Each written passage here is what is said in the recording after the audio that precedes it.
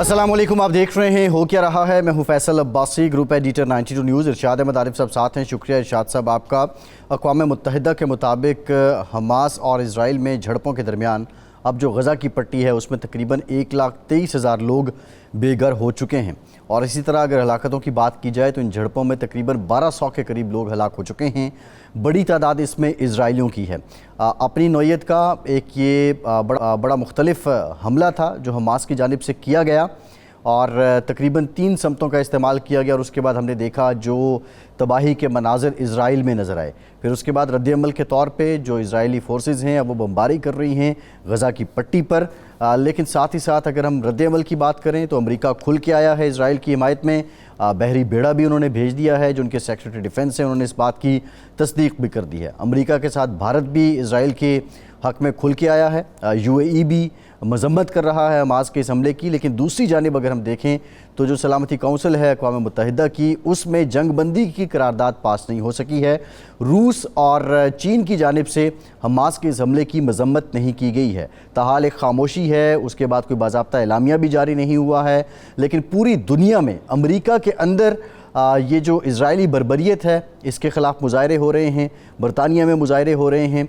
पाकिस्तान की जानिब से पाकिस्तान का जो एक उसूली नज़रियाती रिवायती तारीख़ी मौक़िफ़ है कि वो फ़लस्तीन के मसले का हल चाहता है, तभी इस ख़ित्ते में मशरक़ वस्ता में अमन आ सकता है। वज़ीर-ए-आज़म अनवारुल हक़ काकड़ ने भी ये बात की है।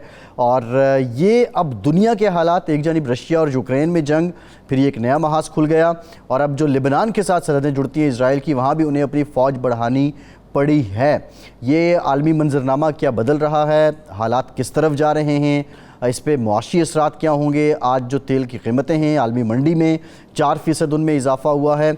और ऐसे में जो बेहतरी है दुनिया में, ये जो सारी सिचुएशन अब बन चुकी है, इसको डी एस्केलेट करने के लिए किसका किरदार अहम होगा, आज के प्रोग्राम में इस पर डिटेल बात करेंगे। यानी जो साइफ़र से मुताल्लिक साबिक वज़ीर-ए-आज़म और चेयरमैन PTI के ख़िलाफ़ केस है, शाह महमूद कुरैशी साहब भी उसमें नामज़द हैं।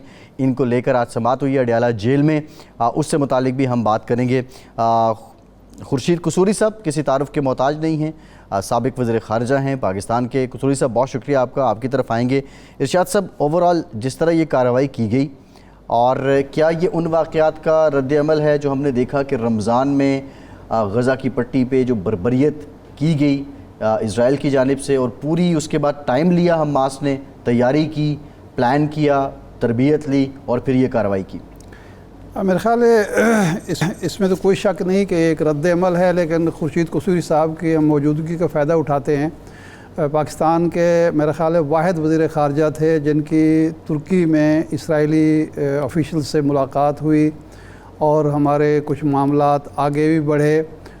लेकिन इसराइल की हठधर्मी की वजह से और वो जो उसके मज़ालमाना जारहाना रवैया है उसकी वजह से किसी भी हमारे समेत, सऊदी अरब समेत किसी के साथ भी उसके ताल्लुकात उस्तवार नहीं हो सके। और गज़ा के हवाले से जो मुहासरा 2007 से चल रहा है उस पर कोई वो किसी किस्म की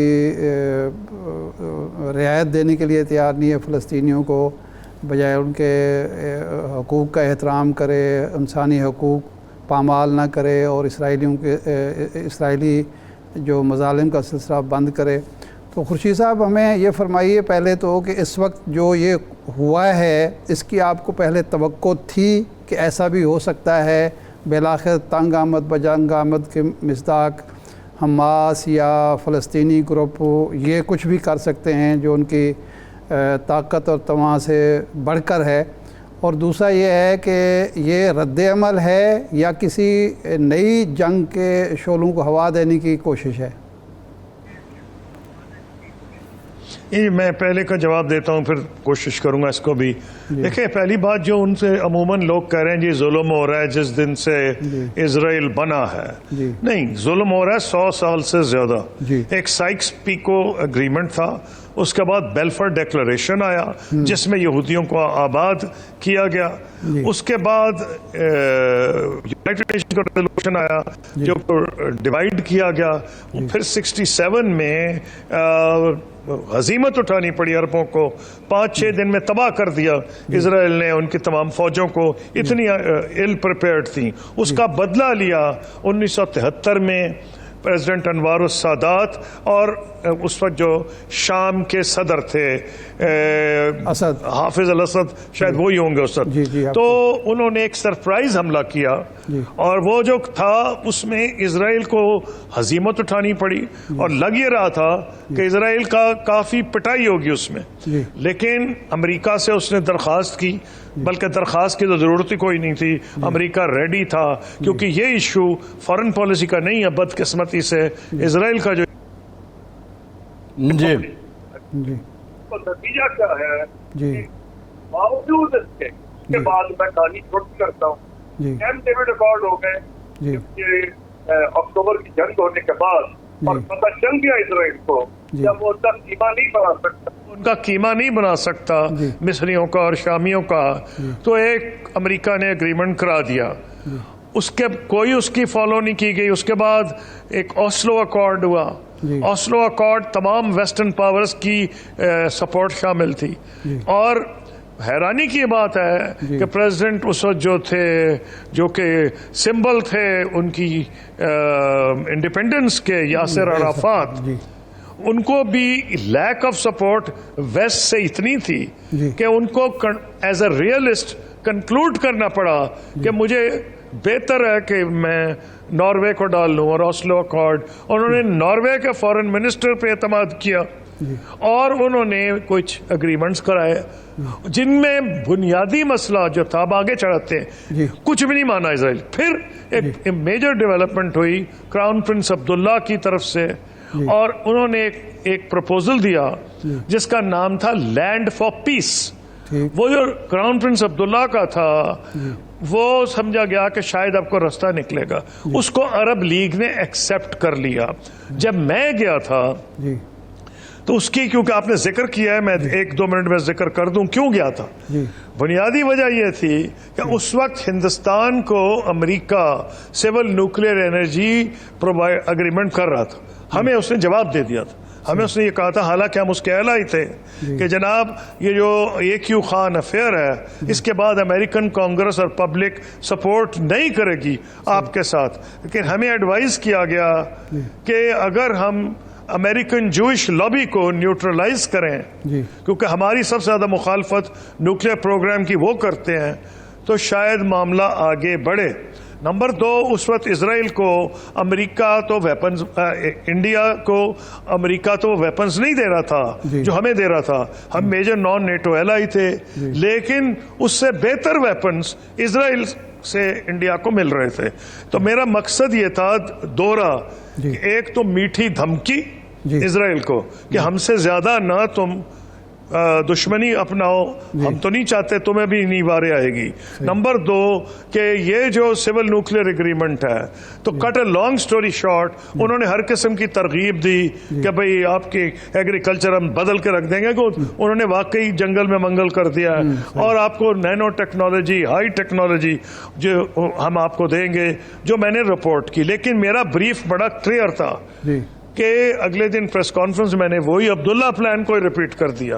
मैंने आज वो रेलेवेंट है इसे जिक्र कर रहा हूँ, मैंने अब्दुल्ला प्लान को रिपीट कर दिया। मैंने कहा हाँ, अब क्राउन प्रिंस अब्दुल्ला का जो अरब लीग ने किया है, अगर आप जमीन छोड़ दें तो हम सऊदी अरब और दीगर ममालिक साथ मिल के आपको एक्सेप्ट कर लेंगे। उनका मुंह लटक गया, उनका ख्याल था हम इतने मरे जा रहे हैं कि हम उनको एक्सेप्ट कर लेंगे। पाकिस्तान का पब्लिक ओपिनियन इसके लिए बिल्कुल तैयार है नहीं।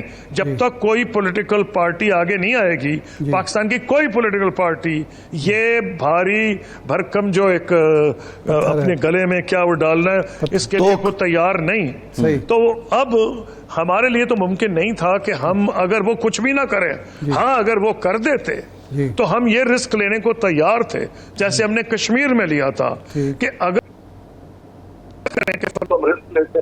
उन्होंने कोई कमिटमेंट नहीं की, सही, और आज तक उन्होंने कुछ नहीं किया। अब सवाल ये है कि ये क्यों किया इन्होंने। बिल्कुल सही बात है जी। इन्होंने उनकी तमाम इज्जत को पामाल किया है, उनके हुकूक को पामाल किया है, और जो आज गजा में ये जा रहे हैं इनको ये समझ के जाना चाहिए, शायद लैंड इन्वेजन भी हो जाए, कि लास्ट टाइम ये वहां से निकले थे और اب انہوں نے آج اعلان، اور وہی موقع تھا جب میں اسرائیل گیا تھا، جب انہوں نے غزہ سے فوجیں نکالی تھیں، اس وقت بینجامن نیتن یاہو نہیں تھے، ایک اور وزیر اعظم تھے جو کو 5-6 سال میرا غنودگی میں رہے، میں نام ان کا بھول گیا ہوں، تو وہ بھی بڑے سٹرونگ وزیر اعظم تھے. انہوں نے جب ایک فیصلہ کیا کہ غزہ سے فوجیں نکالیں گے تو ساری اسلامی دنیا نے ویلکم کیا، ہم نے بھی کیا. تو ایٹ دی ہائیسٹ لیول فیصلہ کیا گیا سول اینڈ ملٹری کہ میں جاؤں اور اس کا فائدہ اٹھاؤں کہ غزہ سے فوجیں نکالی گئی ہیں اور ان سے بات کروں. لیکن جو ان سے ظلم ہو رہا ہے، اب کون ملک رول ادا کر سکتے ہیں؟ میں پہلے بتا، کیونکہ آپ کے انٹروڈکشن میں پوچھا گیا تھا، 2 ملک ہیں، سعودی عرب اور ترکی. ترکی کا کیا رول ہے؟ ترکی فارمر امپیریل پاور ہے، یہ سارا علاقہ ان کے نیچے ہے، ان کا انفلوئنس تھا، ان کا انفلوئنس ہے. پھر اسلامی دنیا میں پریزیڈنٹ اردوغان نے ترکی کا بحال کر دیا ہے وہ جو پرانا ایک اسلامی رول تھا.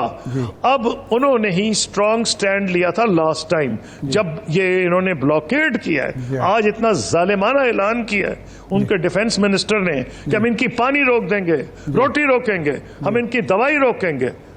یہ تو complete violation of human rights ہے. تو دنیا میں کبھی نہیں ہوتا، جنگ کے درمیان بھی ریڈ کراس کھانا اور دوائی پہنچا رہی ہوتی ہے. تو ترکی نے لاسٹ ٹائم یہ کمال کیا تھا کہ اپنی ایک جہاز بھیج دیا تھا اور ان کا تھا ہم توڑیں گے اس کو، اور ایک انٹرنیشنل انسیڈنٹ ہو گیا تھا. تو یہ ملک ہے اور بالکل انہوں نے ذلیل کیا. اور یہ جو مسجد الاقصی کا انہوں نے جو تقدس ہے اس کو پامال کیا. تو یہ ساری فیکٹرز 100 سال 70 سال جو 75 سال جو آپ کہنا چاہیں کہہ لیں، یہ ان کے اندر بھرا ہوا تھا کہ آپ یہ پوزیشن تھی کہ ان کو یوئی نے ایکسیپٹ کر لیا، ان کو بحرین نے ایکسیپٹ کر لیا، 6-7 اور ملکوں نے ایکسیپٹ کر لیا، سوڈان نے ایکسیپٹ کر لیا، اور سعودی کراؤن پرنس کے 2 بیان آئے تھے، ان کو سمجھنے کی ضرورت ہے. کیا بیان تھا؟ ایک فاکس نیوز میں تھا، اس میں انہوں نے نیچرلی ایک رائٹ ونگ امریکہ کا، وہ سب سے زیادہ رائٹ ونگ ہے، ان کا جی ہاں یہ ہم سوچ رہے ہیں کہ ان سے تعلقات بحال کریں. لیکن جو انہوں نے دوسرا انٹرویو دیا، اور خوش قسمتی سے انہوں نے دے دیا پہلے، کیونکہ آج وہ زیادہ اس پہ خوش ہوں گے، اس انٹرویو پہ نہیں، اس انٹرویو پہ انہوں نے انٹرویو دیا اگر ہم بحال کریں گے ان سے تعلقات تو ہم فلسطینیوں کے حقوق کو بحال کرانے کی بات کریں گے. تو اب موقع آ گیا ہے کہ یہ 2 ملک کہ سعودی عرب خود عبداللہ پلان کو لے کے چل سکتا ہے، ترکی کے کیونکہ تعلقات اسرائیل سے نارمل ہیں ان کے شروع سے، as a former imperial power انہوں نے ہمیشہ سے پہلے دن سے ان کو ریکگنائز کیا. اور انہوں نے یہودیوں کو جب کرسچن ورلڈ ان کو دھکے دے رہی تھی، نکال رہی تھی، تو ان کو اگر کہیں پناہ ملی تو ایک اسپین میں ملی تھی مسلمانوں کے، اور ایک انہیں ترکی میں ملی تھی. تو اس بنیاد پر ان کے پہلے دن سے ان کے ساتھ تعلقات ہیں. تو یہ 2 ملک کلیدی رول ادا کر سکتے ہیں. جو موسٹ امپورٹنٹ چیز ہے، تاریخ میں کچھ مومنٹس ہوتے ہیں. ایک مومنٹ تھا جب کراؤن پرنس آف آسٹریا کو قتل کیا گیا، کس کو اندازہ ہی نہیں تھا کس کے نتیجے میں ملینز لوگ مارے جائیں گے فرسٹ ورلڈ وار میں. دوسری چیز یہ ہے 9/11 جب ہوا، کسی کے وہم و گمان بھی نہیں تھا کہ یہ ہو جائے گا. اس نے دنیا کو بدل کے رکھ دیا، اور اس میں امریکہ کو، عراق کو، افغانستان کو تو نقصان ہوا ہی ہوا، پاکستان کو بھی ہوا، امریکہ کا بھی بیڑا غرق اس نے کر دیا. یہ جو انہوں نے غلط فیصلہ کیا، امریکہ کو اتنا ہی نقصان ہو گیا. اچھا قصوری صاحب، زیادہ نقصان ہوا مانیٹرلی. جی قصوری صاحب، اب سوال یہ بھی ہے، جی فرمائیے، کہ ابھی ایران جو ہے اس نے تو اپنا جھکاؤ پورے کا پورا حماس کی طرف شو کر دیا ہے. بڑے عرصے بعد نیوٹرلائز ہوئے تھے معاملات سعودی عرب اور ایران کے. اس سارے ان حالات میں اگر یہ اسی طرح جنگ رہتی ہے تو سعودی عرب اور ایران کے تعلقات پہ کیا اثر پڑے گا؟ پہلی بات تو جو امپورٹنٹ ہے کہ پھر اس کا جواب دے لیں گے کہ کراؤن پرنس نے جو بیان پہلا دیا ہے، اور ساتھ ہی یہ بھی دے دیا ये एक उनका मूव डिप्लोमेटिक थी, लेकिन उनके वहमो गुमान में भी नहीं होगा, मेरे में तो नहीं था। जिस तरह 9/11 का किसी को तस्वुर ही नहीं था कि अफगानिस्तान में बैठे हुए गारों में लोग हमला कर देंगे। एक छोटी सी पट्टी जो सैटेलाइट से नजर भी नहीं आती, जिसका मुहासरा हुआ है, वो लैंड, सी और एयर से हमला करेगा। और आज जो लेटेस्ट अभी तक है वो 800 उनके मारे गए हैं और इनके भी बेचारों के 650 शहीद हो चुके हैं, और ये बढ़ते जाएंगे नंबर्स। दुनिया का ये फर्ज है कि इसमें रोल अदा करे। और जो लबनान के बॉर्डर पे एक डेवलपमेंट हुई है, वो छोटी सी सिर्फ उन्होंने सपोर्ट दिखाने की थी। कुछ लोग अंदर भी आए थे, जो इजराइल का क्लेम है कि हमने उनको ख़त्म कर दिया, लेकिन हिजबुल्लाह ने सपोर्ट ऐलान की है। अगर हिजबुल्लाह आ गया वो तो कुछ इनको 20 गुना ज्यादा मजबूत है हमास से। उनके पास 1 लाख से ज्यादा रॉकेट्स हैं, 10,000 के करीब गाइडेड मिसाइल्स हैं, और वो इतने हार्डेंड फाइटर्स हैं कि उन्होंने नाक से चने चबवा दिए थे। मैं गया था दौरा करने के लिए उस वक्त जब बैरूत पे बॉम्बिंग हो रही थी, क्योंकि हिजबुल्लाह ने इनको उस वक्त बाद में बुरा हाल किया और इनको छोड़ने पे मजबूर कर दिया। अगर वो फ्रंट खुल गया, खुदा करे कि ना खुले, अगर वो खुलता है तो जंग फैल जाएगी। डर ईरान का भी है। तो आपने जो पूछा कि तेल की कीमतें तो ऑलरेडी बढ़ने लगी हैं, हमें तो सारी दुनिया डायरेक्टली अफेक्ट होगी।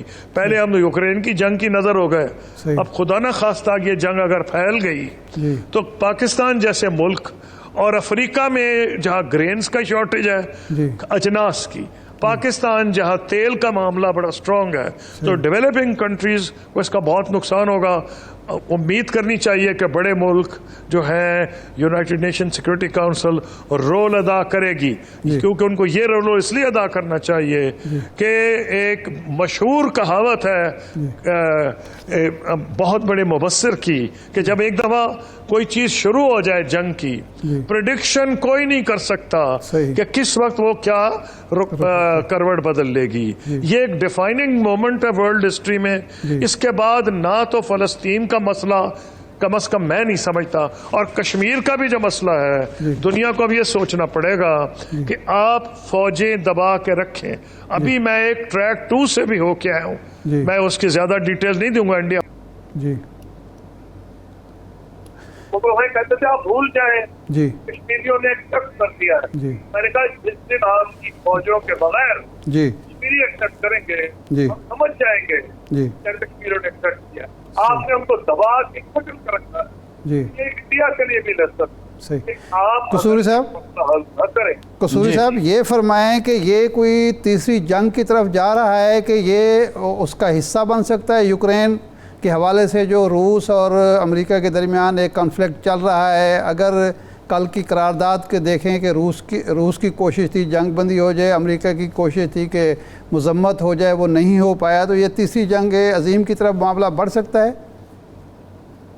देखिए, जो तो कंस्पिरेसी थियरीज है, मैं तो उनमें नहीं बिलीव करता। कई लोग तो ये कहेंगे हो सकता है रूस ने एनकरेज किया, मैं नहीं समझता ये बात है, क्योंकि ये इस किस्म का जो प्लान है, इस किस्म का डेयरिंग प्लान तो वही लोग कर सकते हैं जो अपनी जान पे खेलने को तैयार हो। वो ना उसको रूस कर सकता है, ना अमेरिका कर सकता है। अच्छा। हाँ, ये जरूर है कि रूस के इंटरेस्ट में है कि अमेरिका कई जगह फंस जाए। एक वो साउथ चाइना सी में फंसा हुआ है, उसने अमेरिका चीन से पंगा लिया हुआ है। एक वो यूक्रेन में फंस गया, और अब तीसरी जगह ये है। तो रशिया का और चाइना का इंटरेस्ट इस हद तक तो है कि वो अमेरिका को बावर कराएं कि तुम अब इतने ताकतवर नहीं कि तुम दुनिया के हर जगह पे पहुंच जाओ। इसे मैं समझता हूं कि हो सकता है कि अच्छी अमेरिका को ये सोचना पड़े। बिल्कुल ठीक। बहुत शुक्रिया खुर्शीद महमूद कसूरी साहब, आपके वक्त साथ मौजूद थे। बड़ी डिटेल हिस्टोरिक इसका जो बैकग्राउंड है ये सारा बताया आपने। लेकिन ये जो हमला हुआ है, जो इजरायली इंटेलिजेंस एजेंसी है, ऑपरेशंस हैं, उनको किस महारत के साथ नाकाम बनाया गया, प्रोग्राम में आगे चलकर इस पर भी बात करेंगे। हमारे साथ रहिए।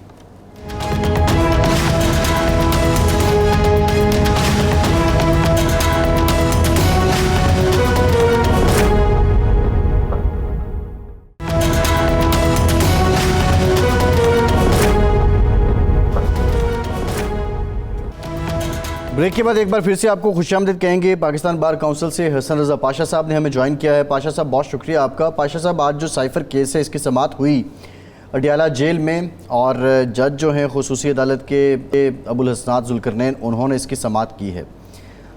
जब आज चालान पेश किया गया, चालान दिया गया, तो जो चेयरमैन PTI हैं उन्होंने चालान को देखा तो ज़रूर, लेकिन चालान जो रिसीविंग के दस्तखत हैं वो उन्होंने नहीं किए और उनके वकला का ये कहना था कि इस चालान को हम अपर कोर्ट में चैलेंज करेंगे। एक तो ये बता दीजिए कि जब कोई मुल्ज़िम चालान रिसीव करने की तस्दीक नहीं करता या दस्तखत नहीं करता तो क्या इसके बावजूद फ़र्द जुर्म आयद हो सकती है?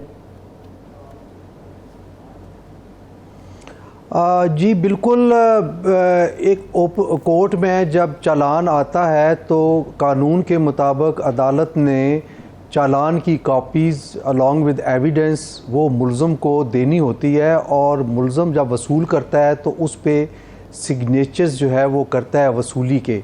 अगर वो ले लें तब भी वो चैलेंज कर सकते हैं, अगर ना लें तब भी वो चैलेंज कर सकते हैं। तो ये कोई नहीं है, इनको इस चीज़ का बेनिफिट नहीं मिलेगा कि हमने चूँकि रिसीव नहीं किया और हम इसको चैलेंज कर रहे हैं। ये प्रिज्यूम किया जाएगा कि उन्होंने रिसीव कर लिया।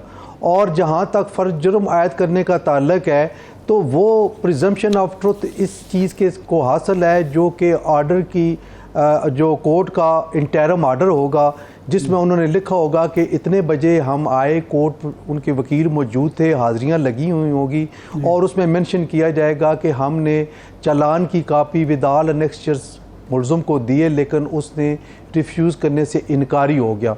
तो वो प्रिजम्पशन ऑफ ट्रुथ इस ऑर्डर शीट को होगी जो कि जज साहब ने लिखी होगी। वो दे के बताया जा सकता है कि उन्होंने यकीनन यही लिखा होगा तो फ़र्ज जुर्म जो है वो आयद हो सकता है। सही। अच्छा, ये फरमाएं कि इस साइफर केस में इसकी जो संगीनी है खान साहब के लिए तो है ही है, शाह महमूद कुरैशी साहब के लिए इतना ही संगीन मामला है जितना चेयरमैन PTI के लिए है? जी बिल्कुल, चूँकि बेसिकली जो साइफर के कस्टोडियन हैं वो फॉरेन मिनिस्टर होते हैं और सेक्रेटरी फॉरेन होते हैं। पता नहीं उनको फरीक बनाया गया है, ये नहीं बनाया गया, या उनको गवाह में रखा गया है, ये मैं चालान नहीं देखा। क्योंकि कस्टोडियन वो हैं और इनकी ज़िम्मेदारी थी कि वो इस हद तक उसको लीक आउट ना करते, या अगर वो दिखाना भी था तो उसकी गारंटी इनके पास होनी चाहिए थी कि उसको इस तरीके से उसकी कॉपी हैंड ओवर ना करते, सिर्फ पढ़ने की हद तक दे देते। लेकिन जो हालात और कराइन बता रहे हैं कि वो इनको कॉपी डीकोड करके उसकी कॉपी दी गई और जो उन्होंने जलसे में भी लड़ाई और जिसका जिक्र भी किया और लेटर ऑन ये कहा भी ड्यूरिंग इन्वेस्टिगेशन कि वो मुझसे गुम हो गया है। तो ये एक गैर जिम्मेदारी का सबूत है जो कि नज़र आता है कि उनको कॉपी दी गई जो कि उन्होंने गुम कर दी या गुम हो गई। ये negligence on the part of accused बनती है। सही। तो इसकी सज़ा मिनिमम और मैक्सिमम क्या है अगर ये जुर्म साबित होता है? देखिए, ऑफिशियल सीक्रेट एक्ट के तहत है, मेरा ख्याल है, मैं उसकी सज़ा पीनल क्लास नहीं पढ़ी, शायद ये 5 to 7 ईयर्स के दरमियान है सज़ा। एग्जैक्ट मैं नहीं बता सकता क्योंकि मैंने इसका पढ़ा नहीं है कि क्या कितनी सज़ा है। सही है। अच्छा, एक और भी मामला है। आज जो चेयरमैन PTI के वकील हैं उन्होंने कहा जी हम अपर कोर्ट में जाएंगे इस चालान को लेकर। अब अगर वो चालान को अपर कोर्ट में चैलेंज कर देते हैं और अब अदालत ने 17 अक्टूबर को फ़र्द जुर्म आयद करने की तारीख़ दे दी है और इस दौरान अपर कोर्ट से कोई फ़ैसला भी नहीं आता है, कोई ऑर्डर भी नहीं आता है, तो क्या ये ट्रायल कोर्ट उस वक्त तक इंतज़ार करेगी जब तक फ़ैसला ना आ जाए जस्ट इस बेस पे कि एक दरख्वास्त अपर कोर्ट में चली गई है, या वो अपनी मामूल की कार्रवाई जारी रख सकती है? जस्ट चैलेंज कर देना काफ़ी नहीं है। अगर उस पे एपेलेट कोर्ट ने कोई रिस्ट्रेनिंग आर्डर पास कर दिया हो तो फिर तो अदालत अपनी कार्रवाई को रोक देगी, और अगर रिस्ट्रेनिंग आर्डर पास नहीं किया और वो पेंडिंग है तो फिर ट्रायल कोर्ट अपने जो प्रोसीजर कार्रवाई है उसको जारी रखेगी। सही। अच्छा, ये फरमाएं कि एक और इशू की तरफ मेरे ख्याल आगे बढ़ते हैं कि मियां नवाज शरीफ साहब की अब आमद है, 21 तारीख है اور کہا یہ جا رہا ہے کہ پہلے وہ ایک عبوری یا حفاظتی ضمانت حاصل کریں گے، پھر جلسے میں جائیں گے اور اس کے بعد پھر عدالت کے سامنے سرنڈر کریں گے، پیش ہوں گے۔ قانونی پوزیشن کیا ہے؟ کیا ان کو عبوری یا حفاظتی ضمانت مل سکتی ہے، یا پہلے ان کو عدالت کے سامنے سرنڈر کرنا پڑے گا، گرفتاری دینی پڑے گی اور پھر اس کے بعد باقی پروسیس ہوگا؟ دیکھیں اس میں جو سٹیٹس ہے وہ ان کا دیکھنا پڑے گا، جی، چونکہ وہ ایک کیس میں ان کو سزا ہوئی اور اس کیس میں ان کی سزا سسپینڈ نہیں ہوئی تھی، اور ایمرجنسی کی صورت میں صحت کی بنیاد پہ ان کو عدالت نے بھی باہر جانے کا اجازت دی اور اس وقت کی حکومت نے بھی دی، لیکن وہ کنڈیشنل تھی کہ اتنے دنوں کے لیے وہ جائیں گے اور اس طرح ہفتہ وار اپنی جو رپورٹس ہیں وہ پیش کریں گے، جو کہ میں سمجھتا ہوں کہ اب جب انہوں نے واپس آنا ہے تو firstly he has to surrender before the court of law. جب تک وہ سرنڈر نہیں کریں گے ان کی ایبسنشیا میں ان کو پروٹیکٹیو بیل نہیں مل سکتی، لیکن یہ ملک اور یہ حالات آپ کو پتہ ہے معجزے رونما ہوتے رہتے ہیں۔ فرسٹ انسٹانس کیس ہے، اس سے پہلے کسی سزا یافتہ شخصیت کو باہر جانے کی اجازت نہیں دی گئی تھی ملک سے باہر، تو یہ اس طرح نہ وہ اس طریقے سے وہ آئے اور نہ ہی ان کو پروٹیکٹیو بیل لینی پڑی، لیکن پروٹیکٹیو بیل یہ یاد رہے کہ صرف اس صورت میں مل سکتی ہے اگر کیس انڈر ٹرائل ہو، ایویڈنس کی سٹیج پہ ہو اور سزا کا فیصلہ نہ ہوا ہو، تو پھر وہ پروٹیکٹیو بیل سیک کر سکتے ہیں۔ ادروائز جب سزا ہو گئی ہے تو پھر معاملہ وہیں سے شروع ہوگا جہاں سے ختم ہوا تھا۔ ابھی جو لاہور ہائی کورٹ میں ان کی میڈیکل رپورٹ جمع ہوئی ہے اس کے مطابق وہ ہارٹ پیشنٹ ہیں، اس کے مطابق وہ کرونا کی وجہ سے بھی کچھ متاثر ہوئے تھے، پھر ان کا جو پلیٹلیٹس کا معاملہ ہے وہ بھی موجود ہے، تو کیا یہ بھی بنیاد بن سکتی ہے پروٹیکٹیو بیل کی کہ چونکہ وہ ان کی صحت ٹھیک نہیں ہے تو بجائے جیل بھیجیں گے تو مزید خراب ہو سکتی ہے، یہ بنیاد بن سکتی ہے؟ دیکھیں جو لاہور ہائی کورٹ میں کیس تھا اس میں تو آئی تھنک ان کی سسپینشن ہوئی تھی سزا کی، میں ان کیسز کی بات کر رہا ہوں جو کہ اسلام آباد ہائی کورٹ میں پینڈنگ ہے، العزیزیہ والا کیس جس میں ان کو سزا ہوئی تھی، تو اس میں پروٹیکٹیو بیل میرا خیال ہے کہ نہیں مل سکتی۔ بہرحال وہ اس انالوجی کو لے کے چل رہی ہے مسلم لیگ نون کے، جس طرح ڈار صاحب کو پروٹیکٹیو بیل مل گئی تھی تو اس طریقے سے، لیکن ان کا اور ڈار صاحب کا کیس تھوڑا سا ڈیفرنٹ ہے۔ جی، ڈار صاحب کا کیس اس انالوجی کے تحت نہیں آ سکتا جو کہ میاں نواز شریف صاحب کا ہے۔ صحیح۔ اچھا سر، یہ جو کیس چل رہا ہے اب پریکٹس اینڈ پروسیجر بل کا ایکٹ کا کے حوالے سے، اب نقطہ نظر تو سب کا سامنے آ چکا ہے، آپ کی طرف سے بھی اور سپریم کورٹ بار کی طرف سے بھی، باقی جو انڈیویجولز تھے ان کی طرف سے بھی، تو کیا دیکھ رہے ہیں کہ معاملات کس طرف جا رہے ہیں؟ کیا پارلیمنٹ کی سپریمیسی جو ہے وہ ایگزسٹ کرے گی، یا عدالت کی جو ایک آزادی اور معاملہ ہے، عدالت کی مقننہ سے علیحدگی کا معاملہ ہے، اس کو اہمیت دی جائے گی؟ دیکھیں ہمارے ابھی آرگومنٹس بقایا ہیں، کل ہم نے پاکستان بار کونسل نے اپنا موقف پیش کرنا ہے، آف کورس ہم اس بل کے حق میں ہی جائیں گے، اور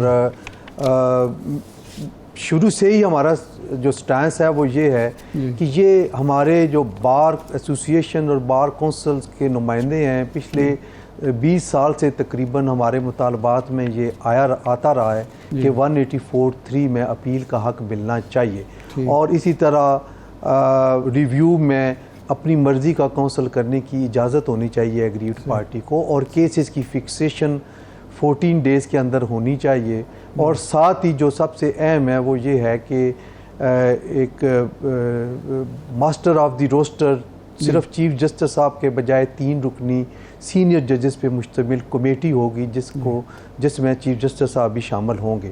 تو یہ مطالبے ہمارے رہے ہیں تو ہم آف کورس اس کو سپورٹ کریں گے. اب ایک رہ گئے ہیں اٹارنی جنرل آف پاکستان, انہوں نے آرگومنٹس کرنے ہیں.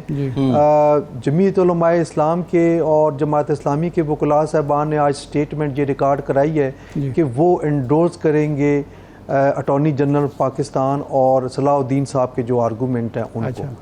تو باقی آپ کے سامنے ہے ججز میں جو آپ کو نظر آ رہا ہے کہ آبزرویشن سے آپ اندازہ لگا سکتے ہیں کہ معاملات کس طرف جا رہے ہیں. بہرحال بڑا ہمیں جو لگ رہا ہے کہ بڑی ٹائٹ سی کیلکولیشن نہ ہوگی, ایک ووٹ کے ایک جج کے اوپر نیچے ہونے سے فرق پڑے گا. یہ جو عائشہ ملک صاحبہ نے چلایا تھا اٹھایا تھا پوائنٹ اور اس پر پھر بار بار ڈسکشن ہوتی رہی کہ اگر یہ اپیل کا حق بھی ایک لحاظ سے آپ اپیل کا حق دے کہ آپ جو بڑا بینچ ہے یا فل کورٹ کا راستہ روک رہے ہیں تو یہ کس حد تک اثر انداز ہوگا ججز کی رائے پہ؟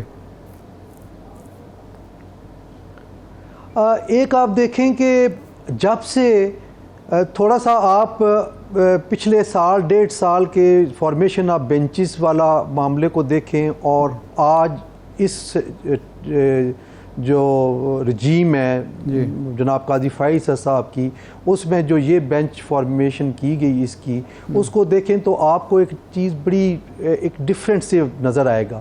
وہ یہ ہے کہ پہلے جو بینچز بنتے تھے اس پہ کوئی نہ کوئی پارٹی آبجیکشن کر دیتی تھی اور کہتے تھے کہ یہ بینچز جو ہیں یہ منمانے فیصلے لینے کے لیے بنائے گئے ہیں, لائک مائنڈیڈ ججز کا بینچ بنا ہے اور ہر ایک کو پتہ ہوتا تھا کہ کیا فیصلہ ہے. اور لوگوں نے کنڈیم بھی کیا, ایک فریق نے اپریشیٹ کیا کہ نہیں یہ ڈومین ہے چیف جسٹس صاحب پاکستان کی کہ وہ بینگ چیف جسٹس ان کا پریروگیٹو ہے کہ بینچز کی تشکیل دیں.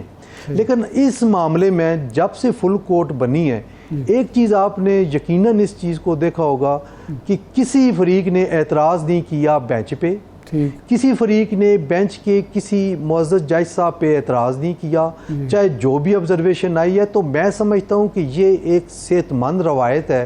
اور اس میں آپ کو یاد ہوگا کہ جب یہ فرسٹ ٹائم یہ اس فل کورٹ کی تشکیل ہوئی تو وہ پاکستان بار کونسل کی اپلیکیشن تھی جو ہم نے دائر کی تھی کہ فل بینچ اس کیس کی سماعت کرے اور وہ الاؤ ہوئی تھی اور جس کے تحت یہ بینچ بنا.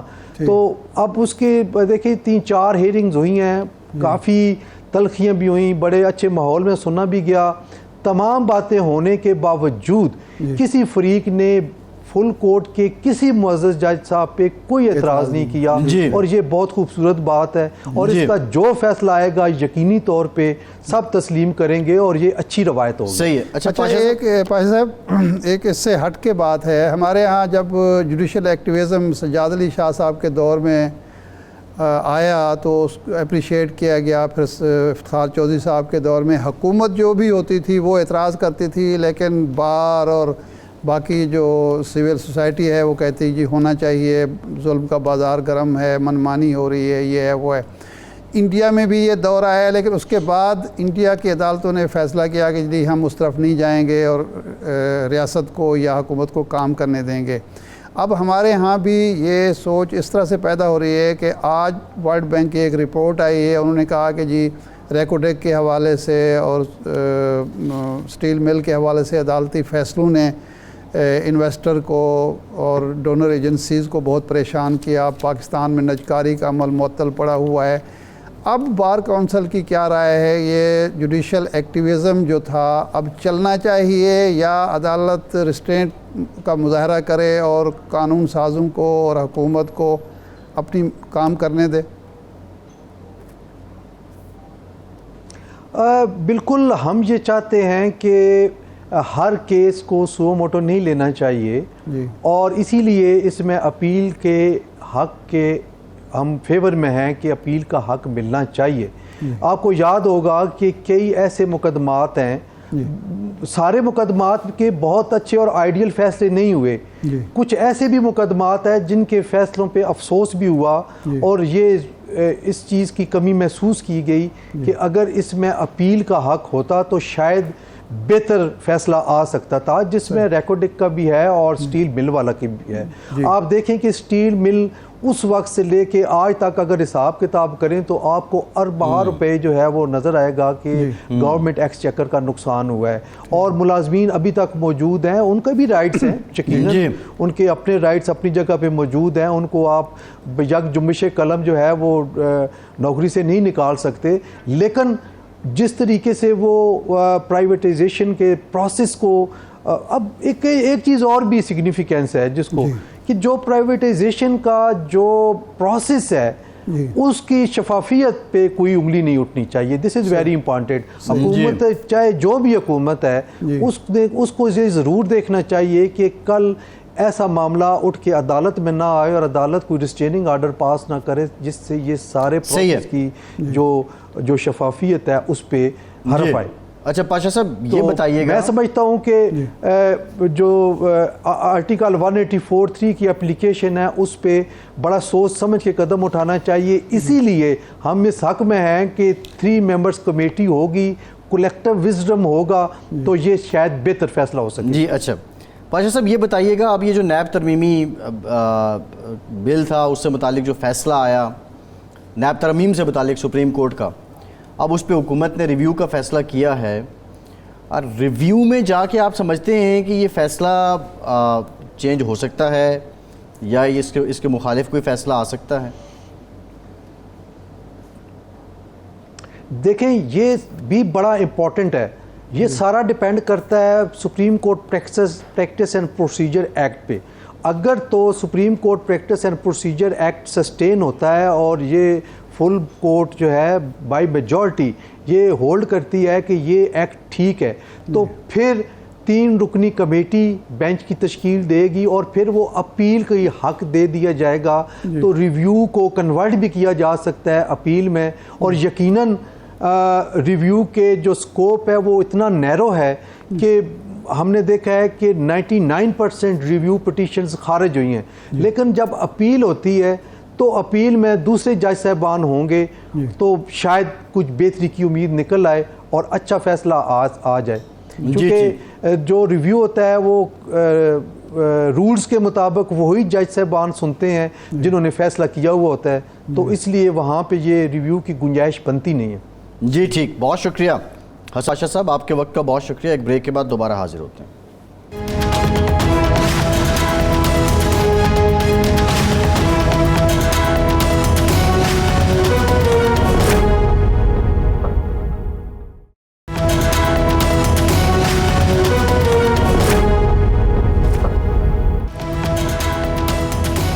بریک کے بعد ایک بار پھر سے آپ کا خیر مقدم کرتے ہیں. ارشاد صاحب، قصوری صاحب نے بھی یہ بات کی کہ تاریخ میں کچھ واقعات ایسے ہوتے ہیں کہ بڑا ڈیفائننگ مومنٹ ہوتے ہیں، اور کچھ واقعات ایسے ہوتے ہیں کہ جن کے بارے میں آپ کے وہم و گمان میں نہیں ہوتا.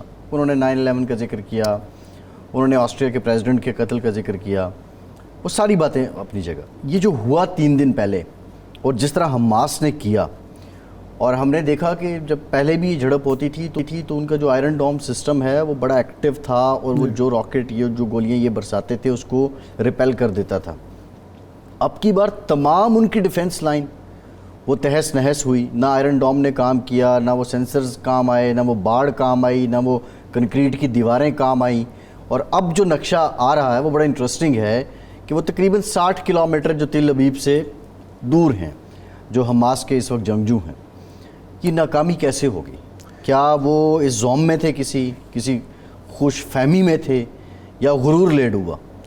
تو 3 چیزیں ہیں نا. پہلی بات تو یہ ہے کہ یہ جو ہم ٹیکنالوجی کو خدا بنا لیتے ہیں اور یہ سمجھتے ہیں کہ جی اس میں نہ تو دراندازی ہو سکتی ہے اور نہ یہ ناکام ہو سکتی ہے. یہ تصور 9/11 میں بھی پاش ہوا تھا.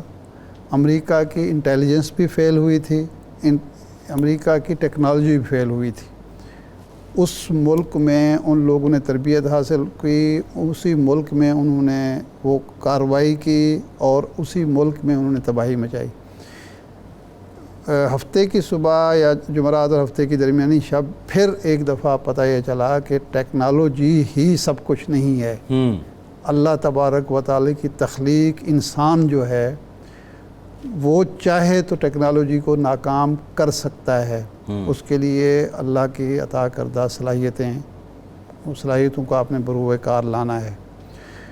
اور دوسرا تھا ان کا انٹیلیجنس کا، موساد کو سمجھا جاتا تھا کہ سی آئی اے کے برابر کی وہ ایک انٹیلیجنس ایجنسی ہے، ضرب المثل بن گئی تھی موساد سے ساری دنیا خوف زدہ ہے، ادھر کاروائی ہو رہی ہے، ادھر کاروائی ہو رہی ہے، یہ ہو رہا ہے، وہ ہو رہا ہے۔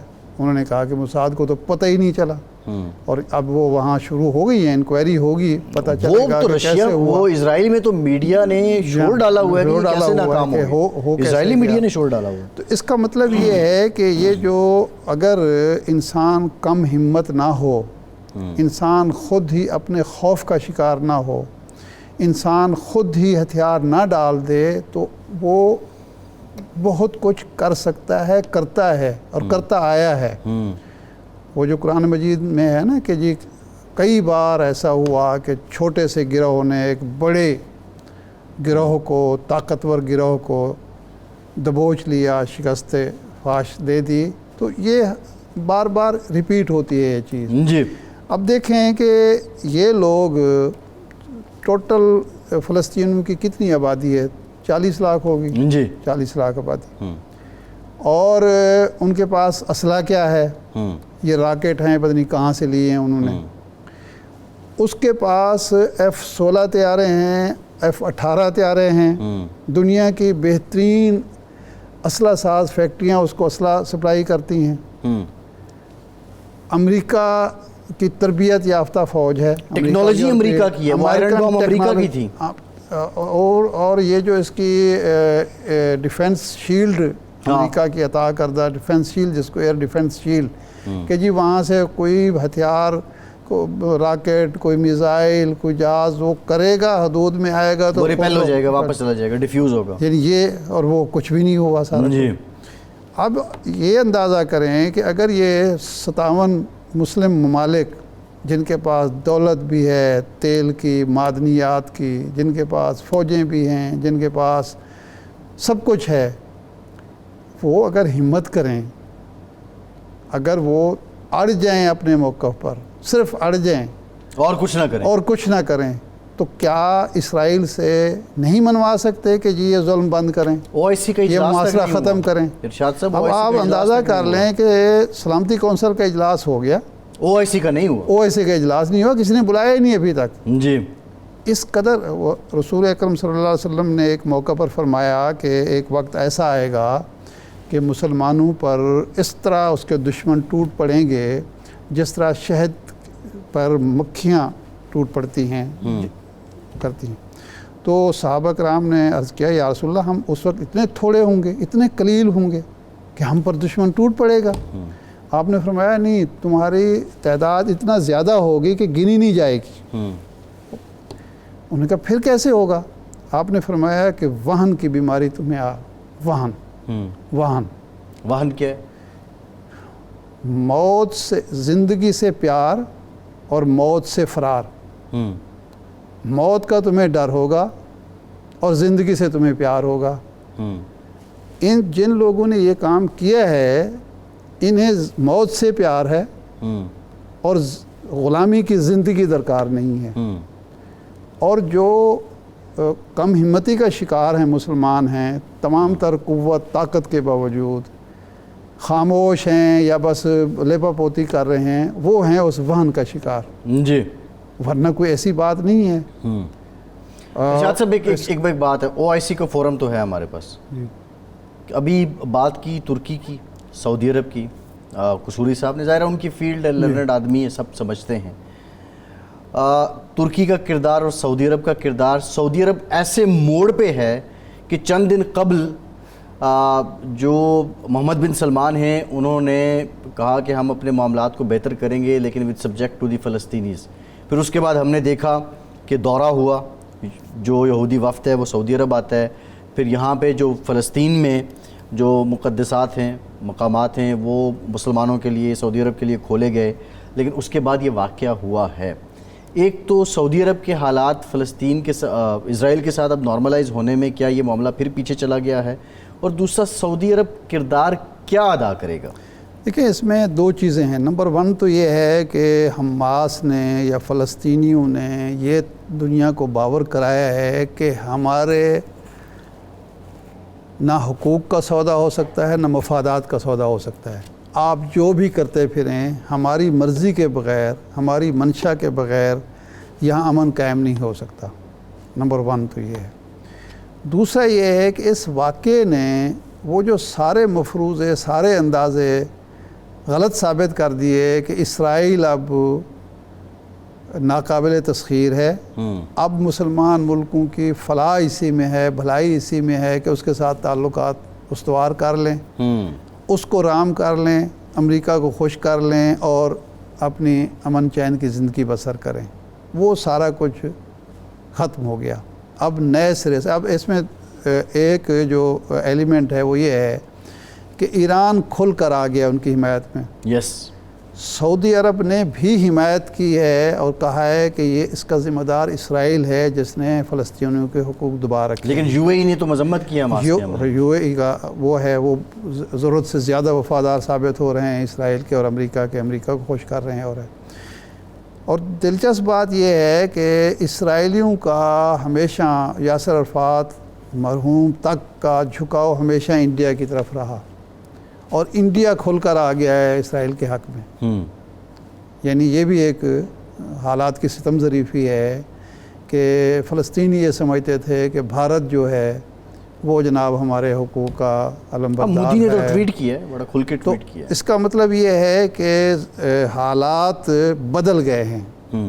وہ جو حالات کا رخ تھا وہ تبدیل ہو گیا. جو قصوری صاحب جو بات کر رہے تھے کہ یہ اسی طرح کا واقعہ ہے جس طرح 9/11 تھا یا اس سے پہلے آسٹریا کے بادشاہ کا قتل تھا. تو اس لیے کہ اب ایران اور سعودی عرب اس واقعے کے بعد وہ مزید قریب آ سکتے ہیں. اچھا. بعض لوگ یہ کہہ رہے ہیں کہ ان تعلقات کو سبوٹاج کرنے کی کوشش بھی ہو سکتی ہے، لیکن نہیں، میرا خیال ہے کہ اب وہ مزید قریب آئیں گے کیونکہ امریکہ کی کوشش کے باوجود، خواہش کے باوجود، اور ظاہر بات ہے اس نے اچھی خاصی کنوینسنگ کی ہوگی سلامتی کونسل میں، وہ جو مذمت چاہتا تھا چین اور روس کی طرف سے وہ نہیں ہوئی اور اعلامیہ تک جاری نہیں ہوا. جی. اور وہ جو ان کا بہت بڑا ایک سینیٹر ہے امریکن، وہ پہنچا ہے بیجنگ اور اس نے کہا ہے کہ جی آپ نے مذمت کیوں نہیں کی. چین نے مذمت نہیں کی. جی. روس کی کوشش تھی کہ جنگ بندی ہو جائے، وہ ظاہر ہے امریکہ نے نہیں ہونے دی. امریکہ چاہتا ہے کہ اب کچھ نہ کچھ خفت مٹے، کچھ نہ کچھ جو غرور خاک میں ملا ہے کچھ نہ کچھ اس کو بھی اسرائیل کو بھی کچھ حاصل ہو، کم از کم اپنے جو علاقے ہیں وہ واپس لے سکے، جتنا دبا سکتا ہے اس کے بعد جنگ بندی ہو. حالانکہ ایک سپر پاور کے طور پر اس کی تو خواہش ہونی چاہیے کہ اب فوری طور پر جنگ بندی ہو جائے. جی. جو ہو چکا ہے، نقصان ہو چکا ہے، مزید نقصان نہ ہو. مسئلہ ارشاد صاحب وہاں یہ ہے کہ وہ تو علاقہ قبضے میں ہے حماس کے. نہیں، جب جنگ بندی ہوگی، مذاکرات ہوں گے تو علاقہ واپس ہو سکتا ہے، لیکن کچھ شرائط ہوں گی کہ بھئی یہ علاقہ ہم واپس کرتے ہیں. جو ہمارے علاقے جو قبضہ کر کے بیٹھے ہوئے ہیں، ہمارا محاصرہ کر کے بیٹھے ہوئے ہیں، وہ بھی تو آپ ختم کریں نا. اب دیکھیں نا، امریکہ اور یورپ کے دوہرا معیار. ہمارے یہاں بعض انسانی حقوق کے چیمپئن، واہ جی واہ کیا انسانی حقوق کی کیا پاسداری ہوتی ہے. کسی کو شرم حیا نہیں ہے، نہ امریکہ کو، نہ برطانیہ کو، نہ فرانس کو، نہ یورپ کو، کہ وہاں انہوں نے کہا کہ بجلی بند، اجناس بند، دوائیاں بند، پانی بند، تیل بند. بھائی یہ کون سی جنگ ہے؟ مطلب ہے، لیکن کوئی نہیں بول رہا. وہ حمایت کر رہے ہیں اس کی. اس وحشیانہ، بہیمانہ، جانوروں والے رویے کی بھی تائید کی جا رہی ہے. جی بالکل. یہ ہے ان کا انسانی حقوق کا ریکارڈ. ٹھیک ہے ارشاد صاحب، پروگرام کا ٹائم ختم ہو گیا. بہت شکریہ آپ کا. آج کے پروگرام سے اجازت دیجیے.